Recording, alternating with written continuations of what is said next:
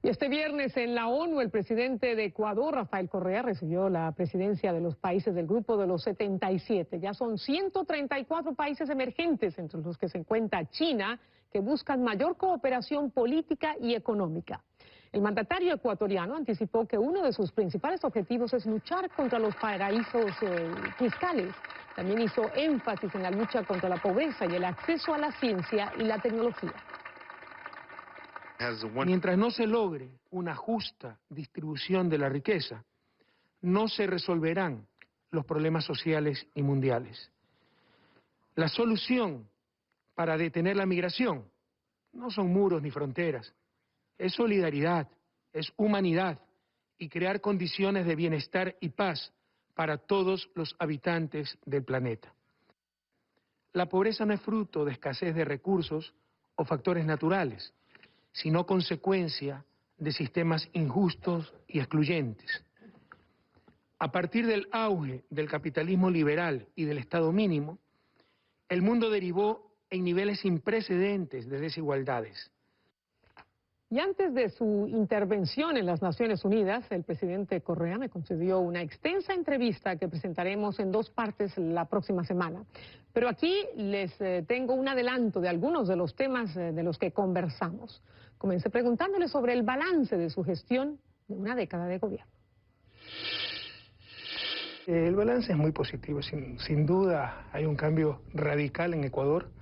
La economía se duplicó, hemos crecido, pese a las dificultades de los últimos meses, por encima del promedio latinoamericano. Hemos sacado a 2 millones de ecuatorianos de la pobreza, pasamos de ser los países más equitativos a los países, uno de los 3 países más equitativos de la región, de acuerdo a la CEPAL. En algunas cosas estamos en último lugar, como la cuestión de equidad, pero también, por ejemplo, vialidad. Hoy somos el país con mejor infraestructura vial, con soberanía energética, con gran seguridad, tenemos el mejor sistema integrado de seguridad de América Latina, con una reforma judicial que es referencia para América Latina y el mundo entero. Es decir, Ecuador ya cambió sin duda, esta es la década ganada. Rafael Correa también respondió varias preguntas sobre el escándalo de Odebrecht, que admitió, como habíamos informado, haber pagado millonarios sobornos a funcionarios de nuestra región a cambio de jugosos contratos de obra pública. Y en el caso de Ecuador, el Departamento de Justicia de Estados Unidos establece que Odebrecht pagó más de $33 millones en el periodo de gobierno de Rafael Correa. Le pregunté si conocía los nombres de los funcionarios de su gobierno que, según el Departamento de Justicia, recibieron coimas de Odebrecht. Sepa usted que ahorita no tenemos ningún contrato con Odebrecht. El contrato vigente es el del Metro de Quito con el municipio de la ciudad de Quito, y que por sí solo equivale a prácticamente todos los contratos que por concurso ganó Odebrecht con el gobierno central. Ningún gobierno ha tratado tan duro a Odebrecht como nuestro gobierno. Yo expulsé en el 2008 a esa compañía por incumplirnos un contrato. Brasil me retiró hasta el embajador y no pudieron volver hasta que pagaron el último centavo, incluido lucro cesante. Es decir, si alguien recibió una coima, lo estafó a Odebrecht porque no lograron absolutamente nada. Pero ya apuntaron al gobierno cuando el contrato más grande es el del municipio de Quito. Pero eso no está en el informe del Departamento de Justicia. Por supuesto. ¿Sí? Por supuesto, ¿Sí no, le estoy dando la razón. Ok. ¿Qué garantía? Bueno, y el Departamento de Justicia será primera vez que se somete a los intereses de política exterior de Washington. Esa es la pregunta. Por eso que nos den nombres con pruebas. Tampoco vamos a aceptar cualquier cosa, porque también una gran coincidencia que cuando se estaba investigando a Charlie Pareja, cabecilla de la red de corrupción en refinería, pero uno de los principales abogados de Brecht y principal abogado de los Isaías, que han financiado una campaña de desestabilización contra el gobierno desde el primer momento, salte este escándalo. ¿Pero por qué se investiga la corrupción supuestamente en el Metro de Quito y no investiga la corrupción en 10 años de gobierno según el Departamento de Justicia? ¿Por qué llegó a esa conclusión usted? Dígame. Pero dígame, déme las pruebas para llegar a esa conclusión. Usted está afirmando algo. Dígame. Porque su defensa está en atacar... Porque estamos investigando a todos, Patricia. Tenemos lo que se llama la unidad de análisis financiero. No, se requieren permisos hay una persona presa por corrupción, creo que hay otro que se fue del país. Investigar. Y si se detecta los depósitos multimillonarios en la cuenta de un amigo del alcalde, ¿qué quiere? Para que la prensa no diga que es persecución política, entonces no pasa nada. ¿Y en qué departamento se está investigando? Qué pena que los culpables hasta ahora no sean los políticamente correctos. Qué pena. ¿En qué áreas están investigando ahora funcionarios de su gobierno? Pero en todas las áreas. Nosotros tenemos declaración juramentada. Hemos pedido auditoría a todos los funcionarios de gobierno, a los gerentes de la empresa pública. ¿Cómo se detectan coimas en paraísos fiscales? Hay una gran injusticia, que es falta de control del gobierno y fiscalización. Es decir, un cura pedófilo es culpa del obispo que no lo controló. Son conductas personales que ya tienen que ver con falta de valores, con desviaciones morales. Pero qué difícil, no se pueden prever, pues. Hay que sancionar cuando se detectan. Entre los escándalos de corrupción que se ventilaron también circula la filtración de un cable de la Embajada de Brasil en Ecuador, conocido como los Itamaraty Leaks. En uno de estos se dice que un representante del partido de gobierno y de la hermana del presidente solicitó a Chevron $3 millones de comisión a cambio de un contrato de intervención ambiental. Escuchen esta parte. ¿Qué credibilidad le da usted a este cable de Itamaraty en el que se dice que una hermana suya y un representante de su partido pidieron una coima de $3 millones a cambio de un contrato por una intervención ambiental? Vea, gracias a Dios está terminando con un tono más positivo. Eso es otra infamia. Eso es el 2009, creo que hasta preso ya se metió ese tipo, que era un tramitador que se tomaba el nombre del gobierno. Ni siquiera es con el caso de Brecht, es con el caso Chevron. Pero una infamia, ¿no? Totalmente descontextualizada. Pero esos mismos cables de Itamaraty, revisen. Dice cómo nuestro vicepresidente se quejaba, la delegación diplomática de Brasil en Ecuador, porque nuestro vicepresidente en ese entonces, ministro coordinador de sectores estratégicos y antes presidente del Fondo de Solidaridad que manejaba todas las empresas estratégicas, se portaba demasiado duro contra Odebrecht y había amenazado con denunciar a la empresa y sacarla del país. Esos mismos cables que acabo de mencionar hablan también de nuestro vicepresidente. Bueno, esa es la parte en la que se refiere a este cable, pero entre muchos de los temas a los que se refirió el presidente figuran también las elecciones presidenciales que se realizarán el 19 de febrero. Le pregunté sobre la confiabilidad del organismo electoral. ¿Hay confiabilidad de los ecuatorianos en el Consejo Nacional Electoral de cara a las elecciones de febrero y de abril? Esa es la estrategia también de los mediocres que saben que van a perder, ¿no? Toda una campaña para deslegitimar el Consejo Nacional Electoral y las elecciones. Pero aquí hay un muerto, o sea, un muerto entre millones. ¿Y sabe por qué de repente en el padrón puede haber una persona fallecida? Porque no registraron pues la defunción los familiares. ¿Cómo se detectan esas cosas? Aunque estamos mejorando muchísimo los registros administrativos en el registro civil, ¿no?, del Ecuador. Pero son los pretextos ya para poner el colchoncito por el suelazo que se van a dar, pero es una práctica como el de la justicia, para atacar al gobierno, que no hay justicia independiente. Un inversionista extranjero que escuche eso, va a ir a invertir al país, o sea, por su odio al gobierno, por sus ansias de poder, vamos a ver si le ganamos a Correa, destruyen al propio país, ¿no?, restándole credibilidad a sus instituciones. Yo le puedo decir que las elecciones del Ecuador son bastante transparentes, hay observadores, se puede hacer control posterior, lo que ustedes quieran. Lo que pasa es que ya están preparando el colchoncito por el fracaso que van a tener.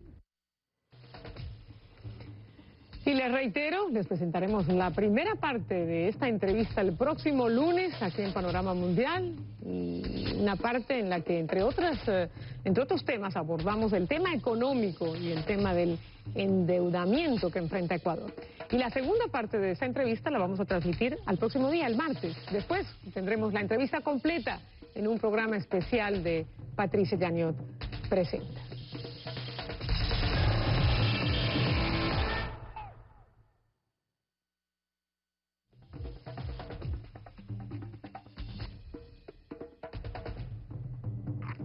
Bueno, ahora que el periodo de gobierno de Rafael Correa se acerca a su final, la pregunta del día con el hashtag, la etiqueta Yaniot Pregunta es: ¿cómo evalúa la gestión del presidente de Ecuador, Rafael Correa?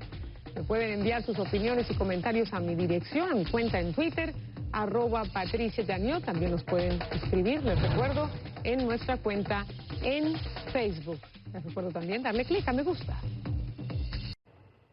Continuamos con otra parte de la entrevista con el presidente ecuatoriano, y en este segmento inicié consultándole sobre sus expectativas de cara a las elecciones y la continuidad de su partido, Alianza País.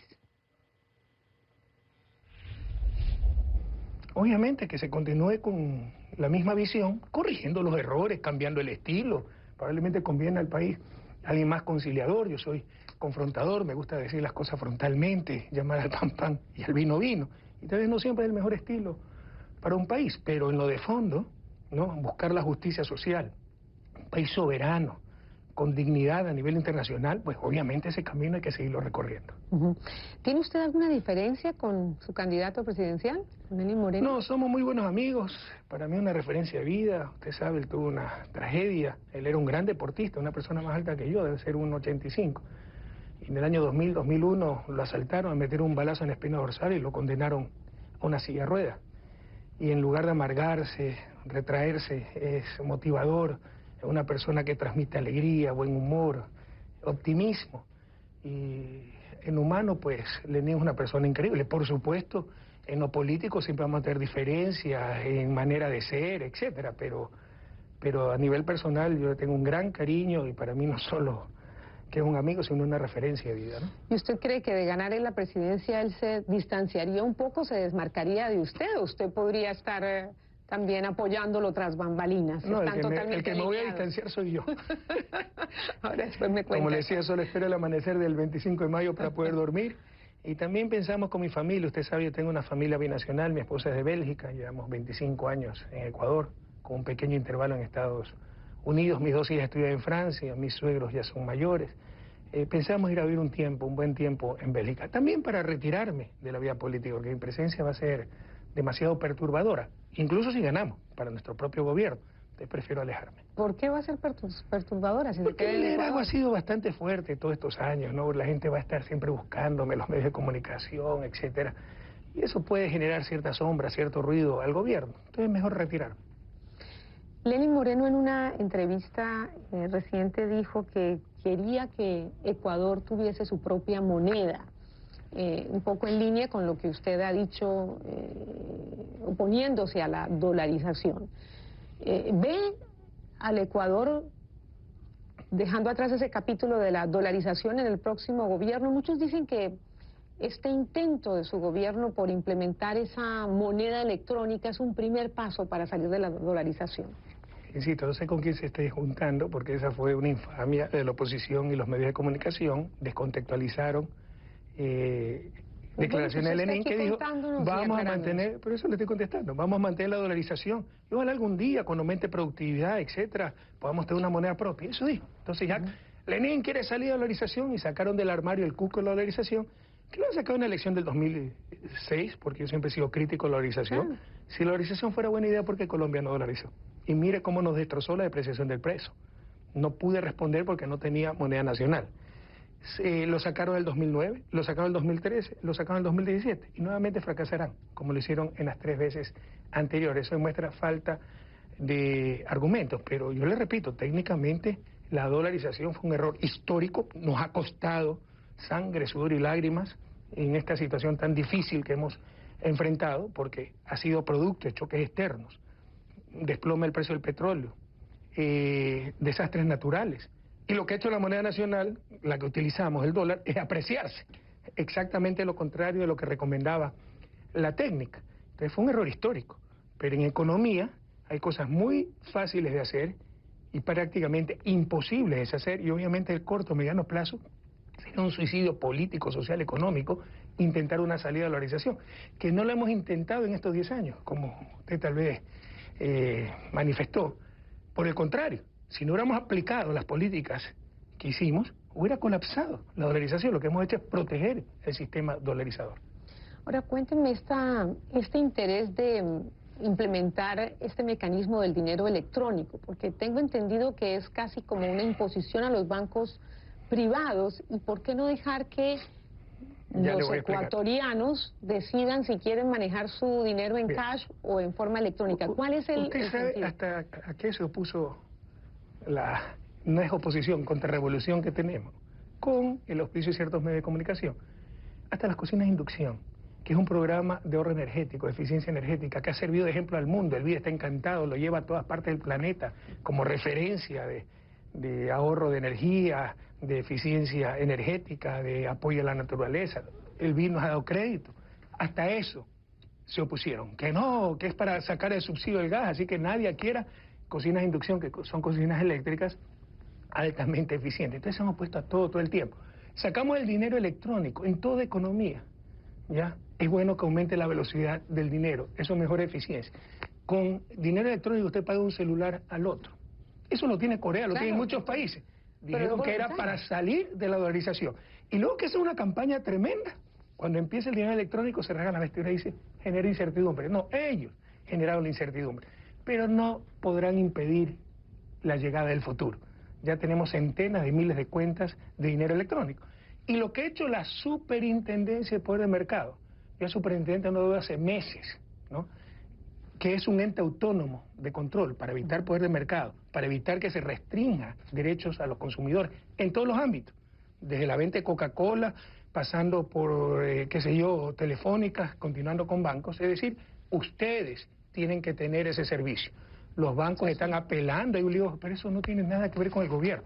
Y de hecho no estamos de acuerdo. Nuestro equipo económico dijo, no, la cuestión bancaria, regulación la decide la Junta Monetaria, pero y eso está en manos de la justicia. En manos de la justicia, presidente. Ahora regresamos al tema electoral. ¿Existe justicia independiente en Ecuador? Porque dicen que su secretario, el señor Jaque, es el presidente del Consejo de la Judicatura, que es la entidad de, o su ex, exacto, que es el que por lo menos destituye jueces. Sí. Y que cada vez que usted dice algo públicamente contra alguien, los jueces obedecen. Mire, usted también tiene que entender la psicología de la oposición y la psicología de la persona que le está pasando la información. No, pero es bueno, tiene una fijación conmigo. El 25 de mayo, cuando esté fuera del gobierno, va a perder su razón de vivir. Viven para odiarme. Van a escuchar la canción del Buki, si no te hubieras ido sería tan feliz, y se van a embriagar probablemente la pena, porque viven para odiarme. Es una fija. Hay un eclipse solar, hay un eclipse lunar, también es culpa de Correa. Entonces, como un exsecretario mío, la persona más preparada tal vez del país, tal vez se le olvidó decir eso, con un doctorado en Derecho en la Sorbona de Francia, que trabajó toda su vida en una ONG por la reforma judicial, ahora es presidente de la Judicatura, significa que no hay independencia judicial. Y significa que yo digo que se destituye un juez, se destituye, eso no es verdad. Sáquenme las pruebas, denme los nombres. Yo ni conozco a los jueces, se ganan ahora el puesto de juez. Ya no es reparto en el Congreso como era antes. Ahora es por concurso de merecimiento. Y si porque alguien es amigo, no es enemigo, porque algunos creen que independencia de funciones es que el jefe de una función sea enemigo del otro, de la cabeza de la otra función. Si porque es amigo mío no hay independencia de la justicia, entonces Robert Kennedy con John F. Kennedy, pues con su hermano John F. lo nombra fiscal general de la nación, no había independencia de la justicia. Por favor, superemos esa inmadurez. ¿Hay confiabilidad de los ecuatorianos en el Consejo Nacional Electoral de cara a las elecciones de febrero y de abril? Esa es la estrategia también de los mediocres que saben que van a perder, ¿no? Toda una campaña para deslegitimar el Consejo Nacional Electoral y las elecciones. Pero aquí hay un muerto, o sea, un muerto entre millones. ¿Y sabe por qué de repente en el padrón puede haber una persona fallecida? Porque no registraron pues la defunción los familiares. ¿Cómo se detectan esas cosas? Aunque estamos mejorando muchísimo los registros administrativos en el registro civil, ¿no?, del Ecuador. Pero son los pretextos ya para poner el colchoncito por el suelazo que se van a dar, pero es una práctica como el de la justicia, para atacar al gobierno, que no hay justicia independiente. Un inversionista extranjero que escuche eso, va a ir a invertir al país, o sea, por su odio al gobierno, por sus ansias de poder, vamos a ver si le ganamos a Correa, destruyen al propio país, ¿no?, restándole credibilidad a sus instituciones. Yo le puedo decir que las elecciones del Ecuador son bastante transparentes, hay observadores, se puede hacer control posterior, lo que ustedes quieran.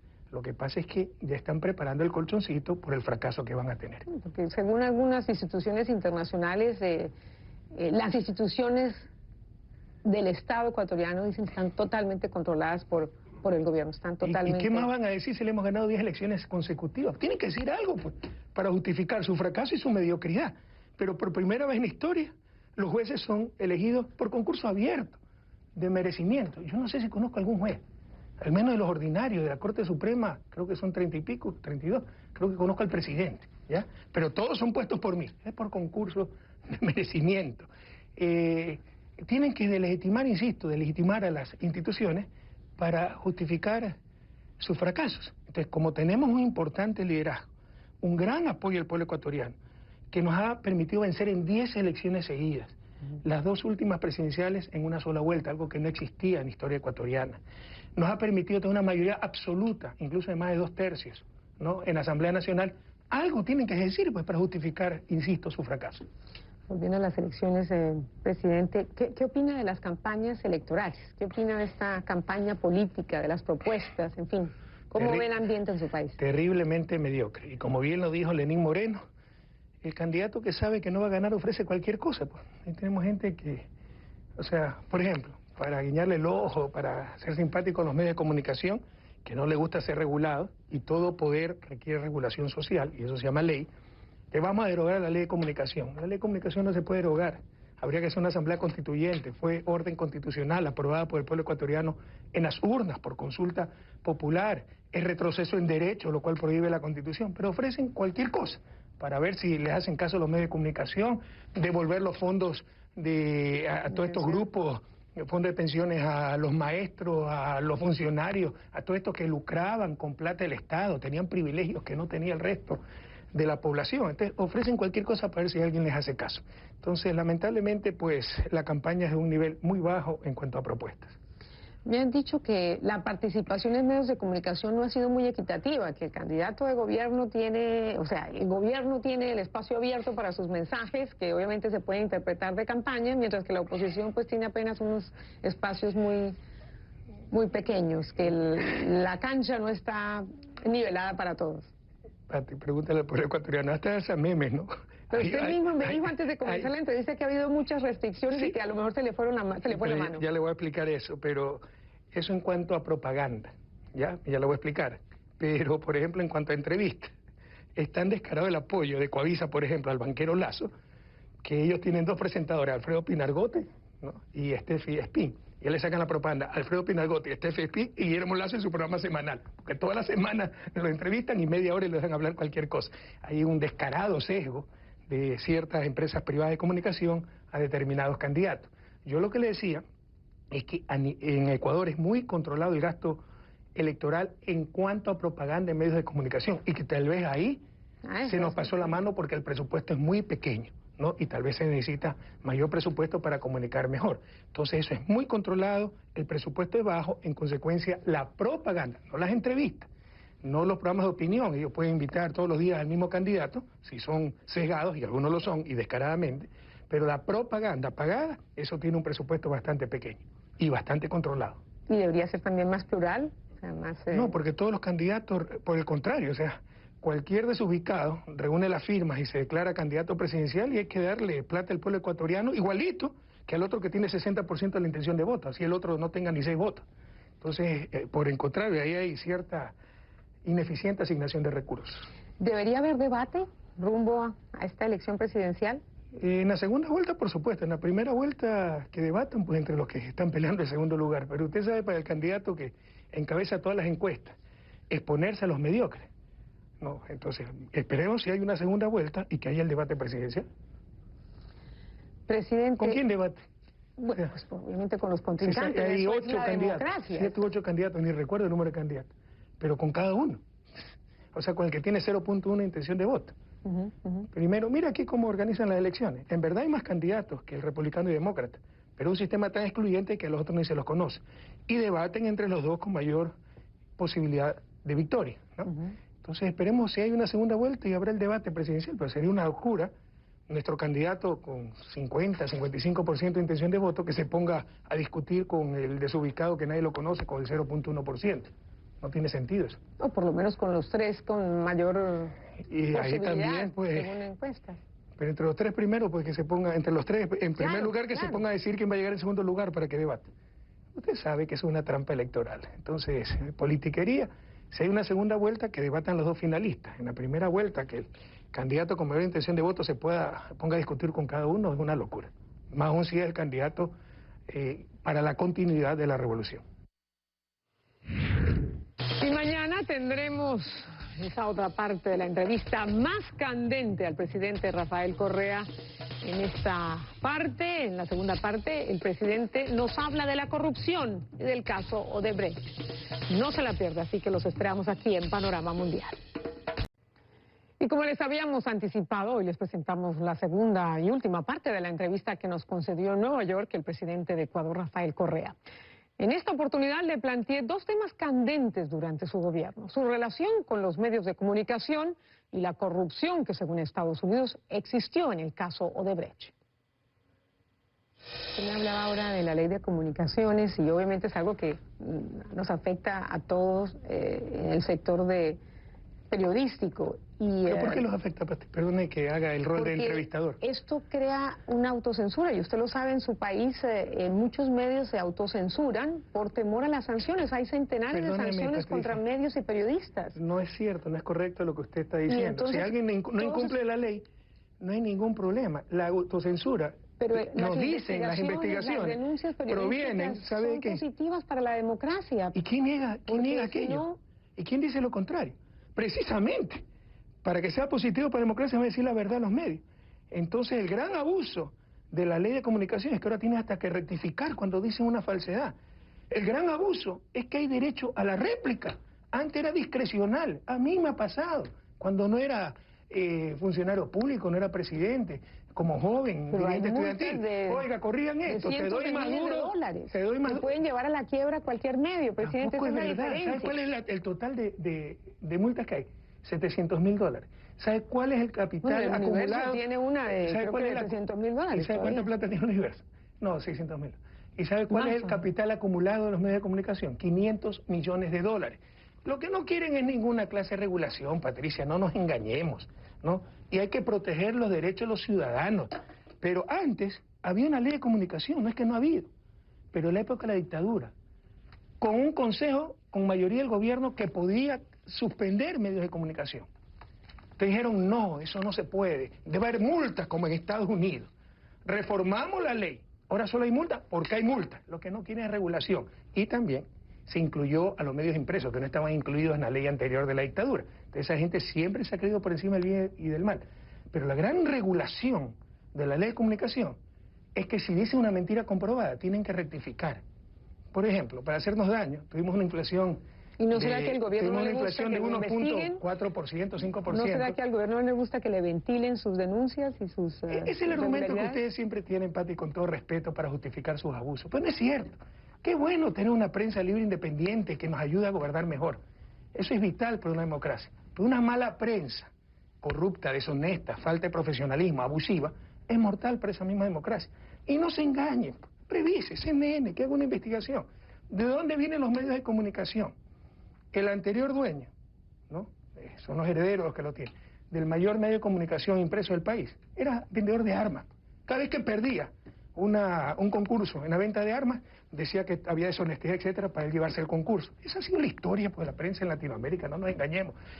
Canales de televisión, la estrategia era, hago el emporio económico, los Isaías, refugiados aquí, ¿no? Saqueadores en nuestro país, que no nos los extraditan. Hacían su emporio económico, filan bancos, 200 empresas, y luego compraban canal de televisión, que es Televisión, Gamavisión, para informar, no, para defender el emporio. Teleamazonas, de Fidel Egas, banquero, dueño de Daines, Banco del Pichincha, hace su emporio económico y adquiere de mala manera Teleamazonas, porque fue un préstamo que le dio a la familia Grande a Centeno. A propósito, le impidieron que pueda pagar el crédito y le incautaron el canal que estaba en prenda. Y así se apropió el canal, el emporio económico de Fidel Egas. ¿Para qué? Para informar, para defender pues el emporio. No nos engañemos, no tapemos el sol con un dedo, mi querida Patricia. ¿Usted cree que en el próximo gobierno de ganar su candidato, el ambiente, esa confrontación con los medios seguirá igual de tensa? Bueno, eso decirá Lenín Moreno. Yo creo que es una de las cosas, problemas cruciales que tiene que enfrentar la humanidad, no solo en América Latina, pero sobre todo en América Latina, porque es un poder sin contrapoder. Y eso es nefasto para una sociedad y nos quieren imponer no el Estado de Derecho, sino el Estado de opinión. Lo que usted proponga en una campaña electoral, lo que decidan los electores, no importa. Importa lo que digan los medios de comunicación. Son legisladores, son poder ejecutivo, son juzgadores. Y un Estado de Derecho se debe juzgar en los tribunales, no en los titulares. Lo que pasa es que a veces cuando hay debilidad en una institución como la justicia, la prensa juega un papel importante, presidente, cuando hay esos vacíos de investigación. Y hay, bueno, varios casos, Wikileaks, ahora los Itamaraty Leaks. informe del Departamento de Justicia hablando de estas denuncias de corrupción en un tema que usted conoce, Odebrecht, y que es obligado a hablar en esta entrevista. Entonces ahí la prensa juega un papel importante porque hay vacío de justicia y a veces las denuncias de la prensa generan investigaciones judiciales y decisiones judiciales importantes para un país y para casos emblemáticos de corrupción, por ejemplo. Esas son las premisas que no necesariamente son correctas. Usted ha hablado de vacío de justicia. Nuestra justicia en este momento es referencia a nivel regional. Roberto Caldas, presidente del mayor tribunal de nuestra América, incluido Estados Unidos, Canadá, la Corte Interamericana de Derechos Humanos, ha dicho que la reforma judicial del Ecuador es la más importante a nivel mundial. Pero suponiendo que tenga razón, usted asume otra premisa que no necesariamente es correcta. Entonces la prensa sí es buena. La buena prensa es muy positiva. Gracias, ¿por qué no? Porque parece que en los códigos de la democracia burguesa, es que nunca escucho eso, ¿no?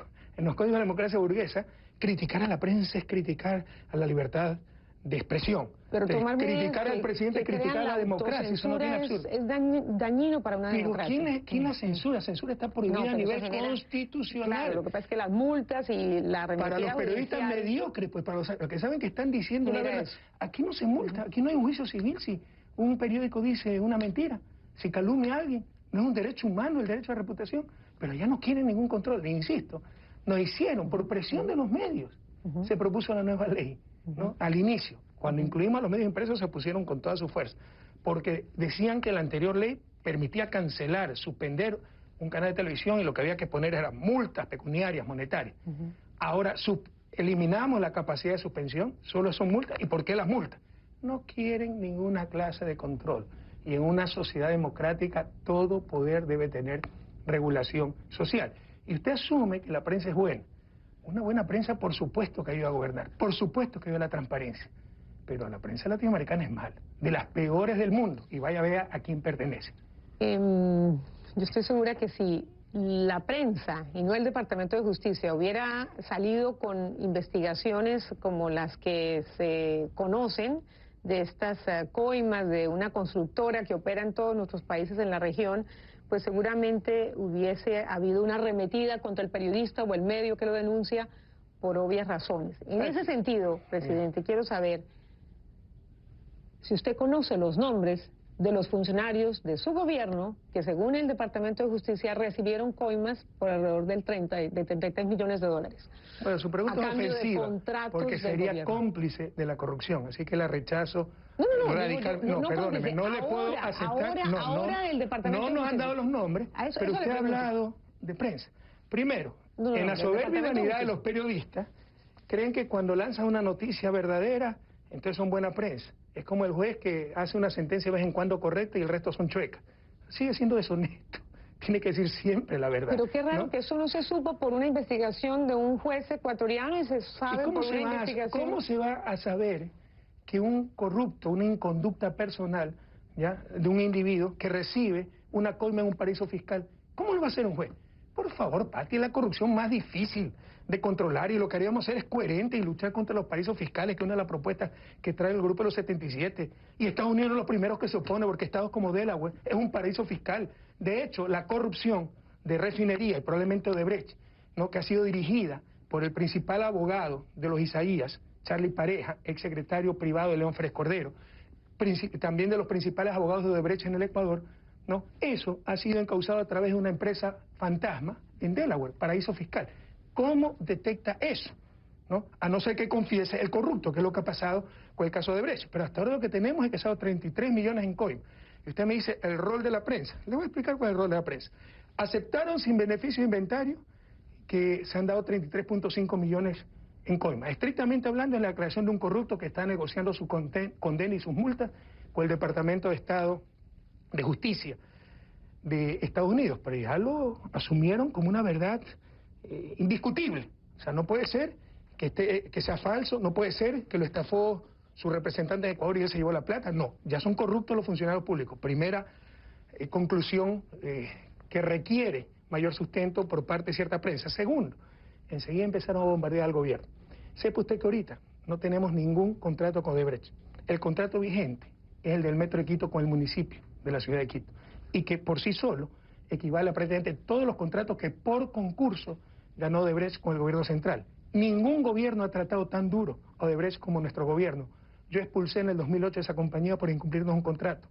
Brasil me retiró hasta el embajador y no pudieron volver hasta que pagaron el último centavo, incluido lucro cesante. Es decir, si alguien recibió una coima, lo estafó a Odebrecht porque no lograron absolutamente nada.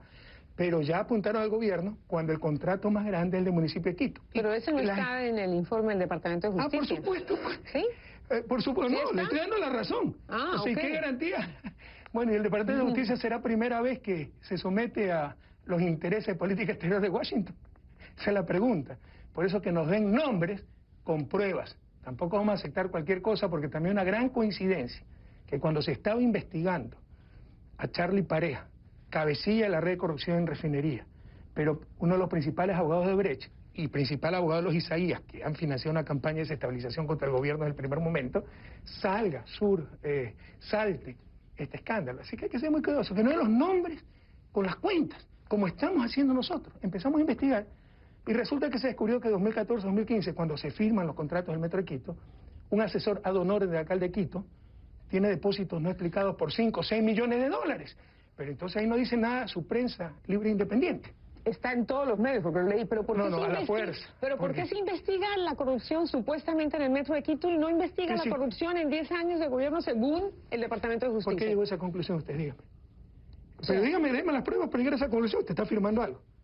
Dígame. Porque su defensa está en atacar... Porque estamos investigando a todos, Patricia.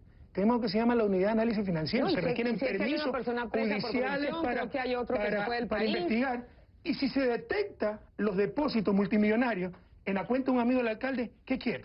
Para que la prensa no diga que es persecución política, entonces no pasa nada. ¿En qué departamento qué pena que los culpables hasta ahora no sean los políticamente correctos. Qué pena. ¿En qué áreas están investigando ahora funcionarios de su gobierno? Pero en todas las áreas. Nosotros tenemos declaración juramentada. Hemos pedido auditoría a todos los funcionarios de gobierno, a los gerentes de la empresa pública.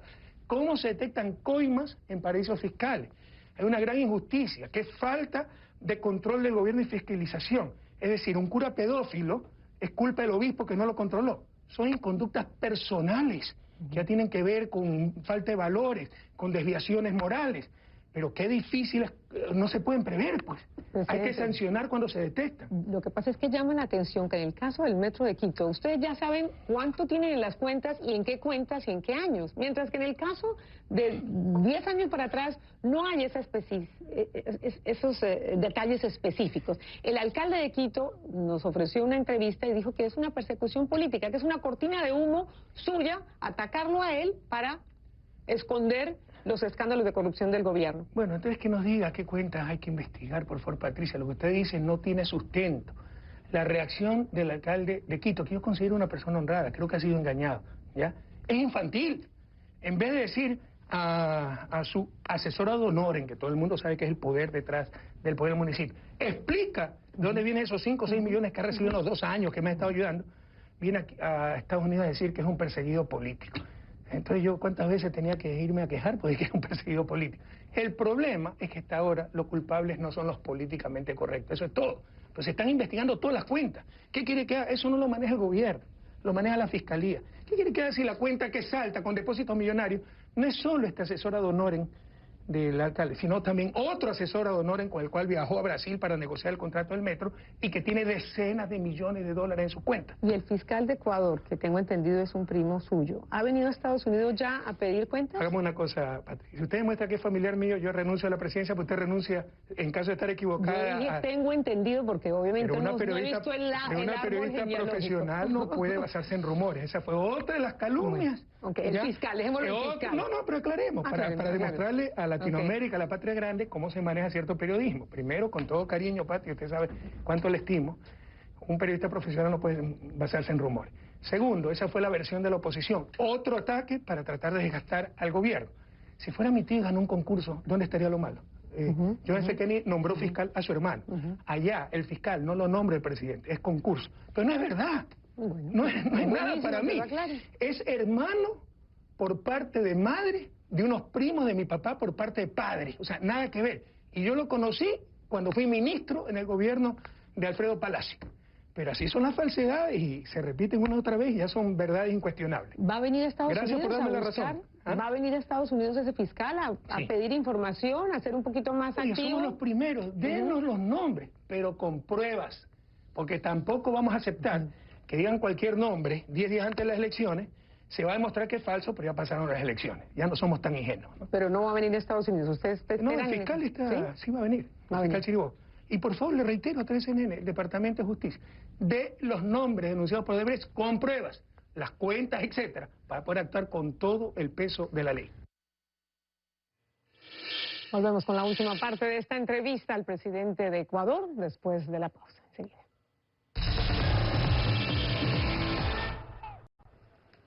Continuamos con la entrevista al presidente de Ecuador, Rafael Correa, y en esta parte el mandatario nos habla de otras denuncias de corrupción, nos cuenta lo que piensa de su candidato a vicepresidente y comparte sus expectativas frente a la llegada de Donald Trump a la presidencia de Estados Unidos. Presidente, nos queda poco tiempo, pero ya para cerrar este tema de corrupción y, en fin, este escándalo. Hay Pero el quienes escándalo dicen... hasta ahora es un corrupto, empresario corrupto, que se ha quedado 33.5 millones en coimas, ¿no? Y en todos los demás países se analiza el periodo 2001-2016, Ecuador 2007-2016, justo nuestro gobierno. O sea, no existió antes de Odebrecht.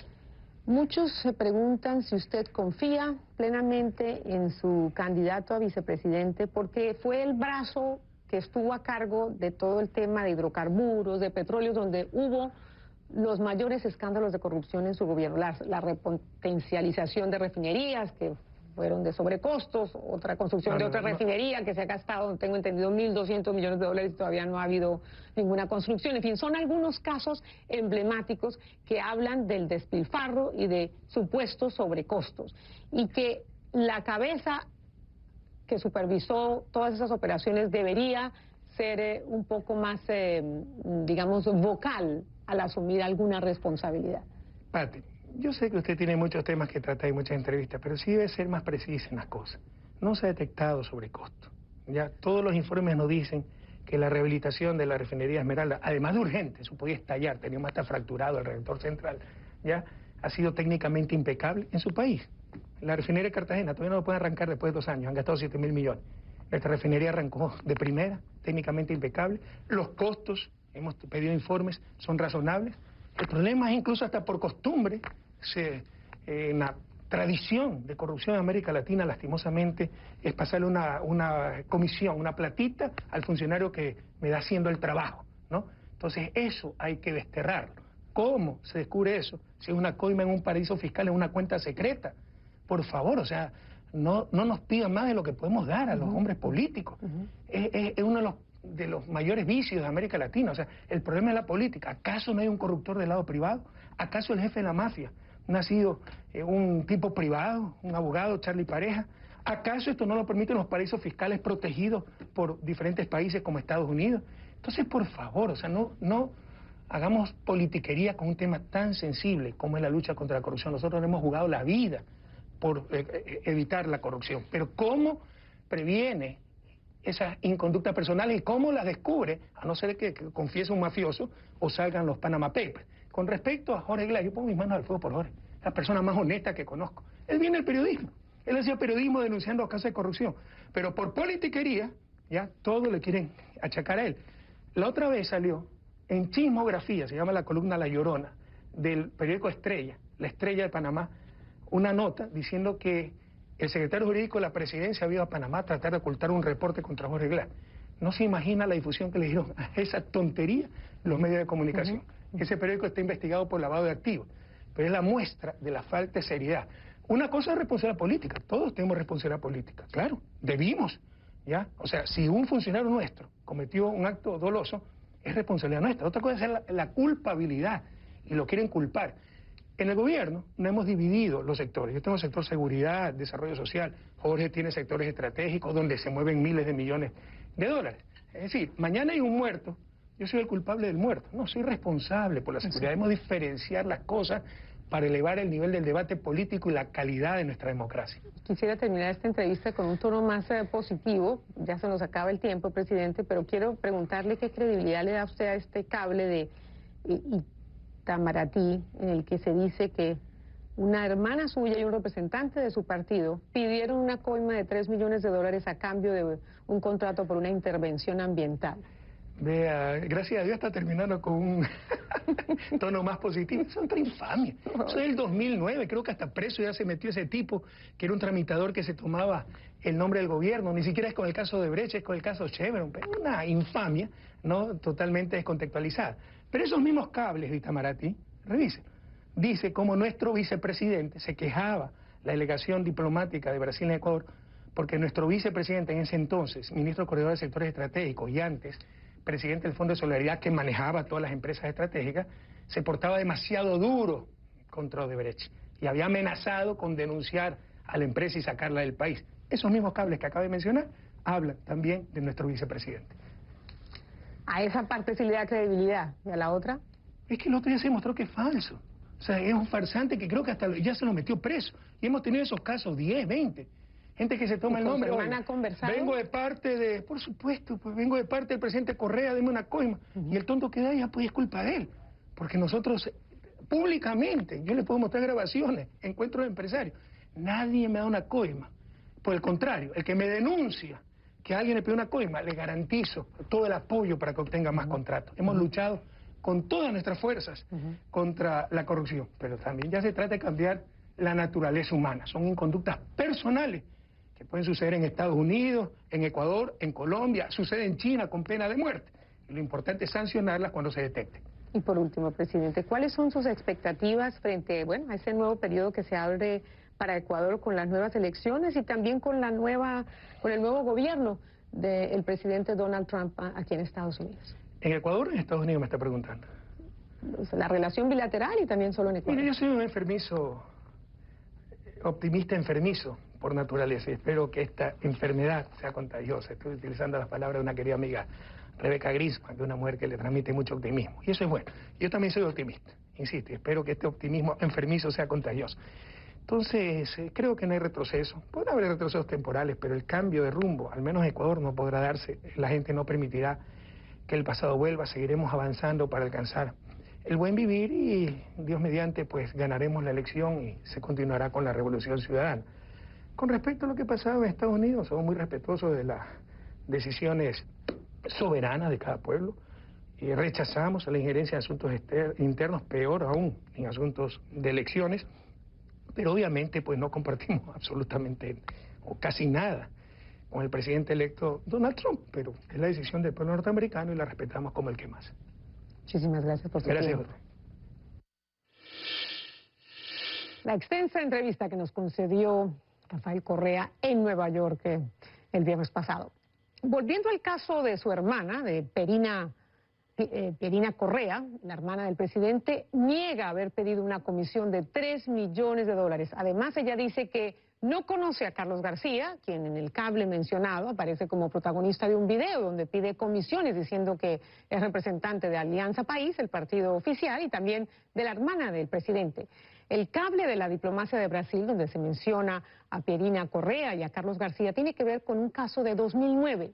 Según la hermana del mandatario, se está usando ahora en redes sociales para vincularla con el caso Odebrecht. García, por su parte, fue condenado en 2011 a 5 años de prisión y una multa de más de $600.000 en un caso de corrupción. Se dictaminó que se hacía pasar por asesor presidencial y usaba nombres cercanos a Correa para su beneficio. Tendremos la entrevista completa con el presidente Correa este domingo, les recuerdo, 22 de enero a las 7 de la noche, hora de Miami. Entonces los esperamos en el programa especial de 1 hora. Correa, las cuentas finales. Patricia Yáñez presenta.